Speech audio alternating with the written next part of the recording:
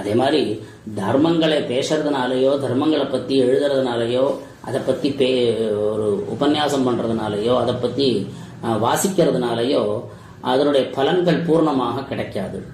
அதன் சொல்படி அதில் சொல்லப்பட்டபடி நடந்து கொள்ள வேண்டும். நாம் நடந்து கொண்டால் தான் அது பூர்ணமான பலனை கொடுக்கும். ஆகையால் அம்பாள் சமய ஆச்சார தத்பரா. அம்பாள் அந்த நடத்தைகள்ல தான் அவள் இருந்துட்டு இருக்கா. யார் இந்த சமயத்துல வேதங்கள்ல ஸ்மிருதிகள்ல சொல்லப்பட்ட ஆச்சாரங்களை கடைபிடிக்கிறாளோ அதன்படி நடந்து கொள்றாளோ அப்படிப்பட்டவாளுடைய இடத்துல அந்த அம்பாள் இருந்துட்டு இருக்கா அப்படிங்கிறார்.